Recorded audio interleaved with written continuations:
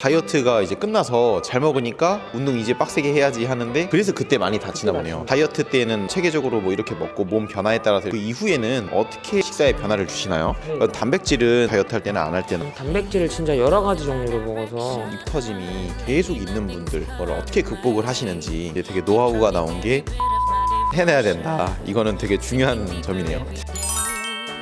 네, 안녕하세요. 충우TV입니다. 1편 다이어트를 마치고 2편 이상한 선수님의 다이어트 후에 대한 이야기를 한번 해보겠습니다. 시합 끝나고 한 달 정도 지났는데 스포엑스 내추럴 챔피언십 거기서 이제 두 종목을 그랑프리를 하셨죠. 그 이후 이제 다이어트 후에 대해서 한번 여쭤보겠습니다. 우선 1편 때도 말씀을 해주셨지만 간단하게만 자기소개 한번 부탁드릴게요. 안녕하세요. 저는 서울 구로구 홈서진 피트니스에서 근무 중인 이상환이라고 합니다. 안녕하세요. 자, 그러면 다이어트가 끝난 직후 이제 당일이죠. 당일이랑 뭐 다음날 뭐 선수분들은 다 충분히 휴식을 하고 맛있는 것도 먹고 하잖아요. 보통 선수님께서는 그 직후에는 어떻게 하시나요? 똑같이 맛있는 거 먹고요.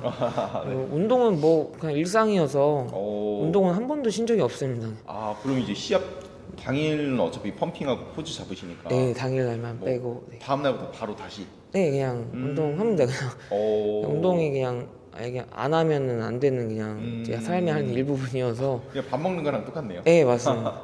그리고 네. 운동 강도는 이제 많이 먹어도 부종 때문에 관절이 많이 아파서 한 1, 2주 정도는 그냥 가볍게 하는 편입니다. 내 몸이 다시 정상적으로 돌아올 때까지 호르몬이라든지 이런 것들이 정상적으로 돌아올 때까지는 가볍게 합니다. 아, 네. 자, 그러면은 다이어트 직후의 운동은 1주에서 2주 정도는 좀 가볍게 해 나가시잖아요. 그게 이 다이어트를 많이 해서 지방을 많이 빼면은 사실은 지방이 없어도 관절에 무리가 가잖아요. 그러면서 시합 때 준비했던 거 그리고 끝나고 평소보다는 많이 먹는 것 때문에 그런 것 때문에 강도를 좀 줄이시는 건가요? 이제 뭐 많이 먹게 되면은 선수님들도 다 아시다시피 이제 관절에 이제 물이 많이 차서 물이 많이 차서 이게 조금만 중량만 다뤄도 아프더라고요. 오히려 시즌 때는 관절에 물이 없어서 반대로 시즌 때도 아프기는 합니다. 근데 비시즌만큼 시합 끝난 직후만큼 아프진 않아요. 그래서 이 다이어트가 이제 끝나서 잘 먹으니까 운동 이제 빡세게 해야지 하는데 그래서 그때 많이 다치나 보네요.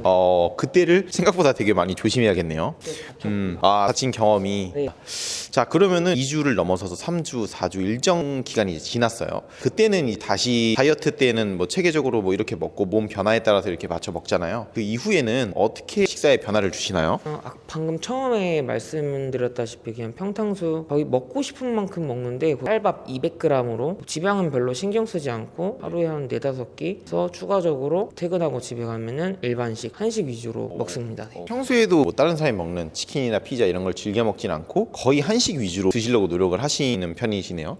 가끔 뭐 디저트 쭈어 먹고 네. 먹고 싶을 때 네네네. 준비된 이게 일정이 없으면은 8월에 나가면 아직 멀었잖아요. 네네네. 8월. 네. 만약에 8, 9월에 나간다고 하면은 지금은 먹죠. 이제 평일에 한 번씩 그리고 뭐 간식도 가져도 조금씩 먹기도 하고. 네네네. 네. 저희는 다 사람이니까. 네. 자, 그러면은 사람마다 스타일이 다르지만 이제 탄수화물은 사실 저 같은 경우에도 마찬가지지만 어느 다이어트 때는 쌀밥 위주로도 먹어보고 고구마 위주로도 먹어보고 그렇게 하는데 단백질 같은 경우에는 어떤 분은 계속 똑같이 드시는 분도 있고 뭐 생닭만 드시는 분도 있고 다양하게 드시는 분도 있잖아요.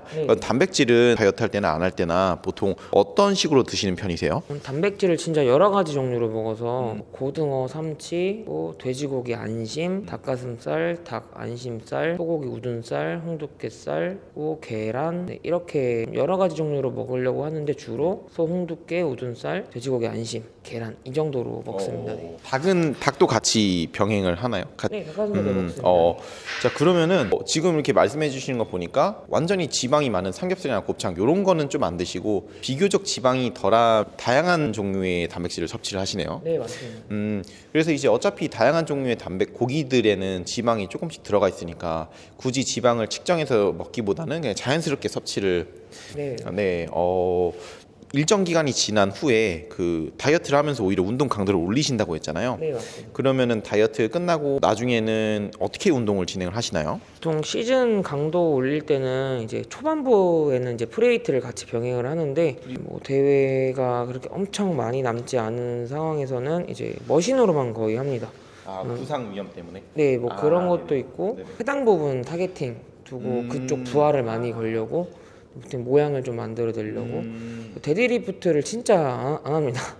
프리스쿼트도 렉스쿼트도 안 하고 거의 마지막에는 머신 위주로만 많이 하는 편입니다. 어떻게 보면 이제 힘을 좀 올리는 스트렝스도 중요할 수도 있지만 뭐 시합 준비를 할 때는 그런 여러 가지 근육을 동원시키는 프리웨이트보다는 해당 부위에 정확하게 타겟을 넣어서 운동할 수 있는 머신으로 하시는 것도 있고, 제가 봤을 때 여기 헬스장에 머신들이 너무 좋아서 프리웨이트가 굳이 들어가지 않아도 되지 않나 그런 생각도 합니다. 그러면은 가장 중요하면서도 어려운 거죠. 예를 들어서 존경하시는 선수님들이 되게 많은데 보면은 일정 체중에서 10년, 20년 있기도 하잖아요. 내추럴로 순수하게 근육량을 증가시키는 게 정말 어렵다고 생각을 해요. 그래서 선수님만의 이제 근육량을 증가시키는 방법은 어떤 방법이 있으신가요? 거의 16년도부터 거의 근육량이 그대로입니다. 근데 이제 보여지는 근육에 대한 성숙도나 모양이나 테이퍼들이 모양은 많이 바뀌었는데 근육에 대한 느낌, 그 질감이 좀 많이 달라졌는데 근육량만 놓고 봤을 때는 증가량이 없습니다. 네, 감사합니다. 많은 분들이 어떻게 보면은 오해를 하는 부분도 있지만 바디 프로필을 찍는다, 아니면 시합을 나간다, 근데 근육량을 한 5kg 정도 찌우고 나중에 준비한다라고 하면은 제가 한 15년이 지나도 그건 좀 힘들 수 있다라고 이렇게 말씀을 하기도 하거든요. 사실은 근육량, 인바디상 근육량이 어느 정도 지나면 1kg 오르는 것도 잘 안 되더라고요. 그럼 이제 중요한 포인트는 인바디상 근육량이 아니라 이제 근육의 모양이라든지 뭐 근육의 성숙도 말씀 주신 것처럼, 그리고 거울로 봤을 때 그런 모양을 만들어가는 게 선수님께서는 좀 중점적으로 생각을 하시는. 그러면은 예를 들어서 어깨다, 아니면 둥근이다, 하체다, 똑같은 근육량이어도 그러한 볼륨감, 모양, 근육이 커 보이는 시각적 효과를 만들기 위해서는 선수님은 어떻게 이렇게 노력을 많이 하시나요? 제 약점인 부분을 일단 운동을 해야 하는데 하던 운동만 이렇게 거의 하잖아요. 오히려 장점인 부분보다 약점인 부분을 하는 게 좋을 것 같고, 본인의 체형에 따라서 운동 방법이 조금씩 달라져야 된다고 생각을 합니다. 그러면은 체형에 따라서 운동이 달라져야 되면 엄청나게 전문적이고 똑똑하게 운동을 해야 된다는 거네요. 그런 게 좀 어려우면 이제 선수님을 찾아오면 되는 건가요?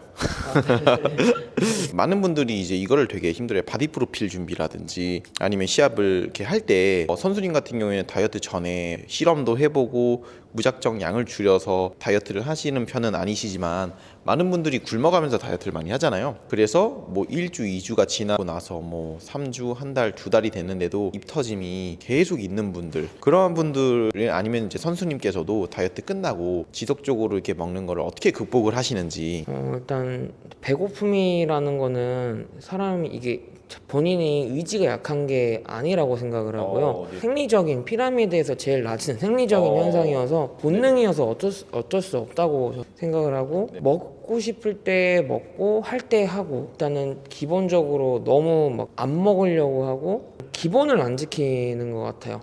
열심히 하고 잘하고 이 패턴의 리듬이 일정하게 가주면서 이제 영양적인 것도 본인 대사와 그릇에 맞게 차차차 맞춰서 나가면서 줄여나가든 올려나가든 해야 되는데, 너무 오늘부터 이제 뭐 다이어트다 해서 갑자기 안 먹던 뭐 닭가슴살이랑 뭐 야채만 먹는다든가 갑자기 큰 변화를 갑자기 큰 변화를 주는 게 저는 아니라고 생각을 해서, 일단 본인이 원래 먹던 음식을 섭취를 하면서 이제 운동에 대한 기능, 그리고 운동, 이런 라이프 스타일을 먼저 맞춰주고 그 다음부터 이제 추후에 영양적인 부분이 들어가도 늦지 않을 거라고 생각을 합니다. 그래서 다이어트 기간을 길게 잡는 걸 추천을 해드려요. 어떻게 보면 입 터짐이 이렇게 계속 있는 이유가 평소에 이제 먹던 거나 이런 거에서 갑자기 바꾼 상태에서 억지로 그걸 길게 끌고 가니까 후유증이 좀 많이 간다라고 생각을 하시는 것 같습니다. 지금 이제 8월에 만약에 시합이다, 그럼 지금 어떻게 보면 다이어트 기간이 아니잖아요.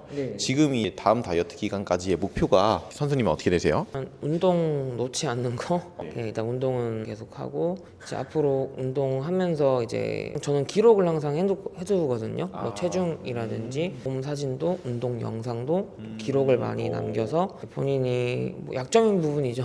항상 본인 몸은 다 약해 보이지만 8월까지 아까 말씀해 주셨던 스트렝스 운동이라든지 안 하던 이제 프리웨이트도 하고 그래서 발전을 좀 시켜야 될 것 같습니다. 여기서 어떻게 보면은 이제 되게 노하우가 나온 게 기록을 중간중간에 항상 해내야 된다. 이거는 되게 중요한 점이네요. 감사합니다. 자, 오늘은 이렇게 1편 다이어트, 2편 다이어트 후에 대해서 상세하게 이제 인터뷰를 마무리를 해봤습니다. 그래서 내추럴로 시합을 준비하시거나 아니면 그런 분들에게 이 영상은 많은 도움이 될 것 같습니다. 인터뷰해주신 선수님 너무 감사드리고요. 앞으로도 좋은 영상 그리고 좋은 인터뷰로 찾아뵙겠습니다. 오늘 여기까지 인터뷰 진행하겠습니다. 네, 감사합니다.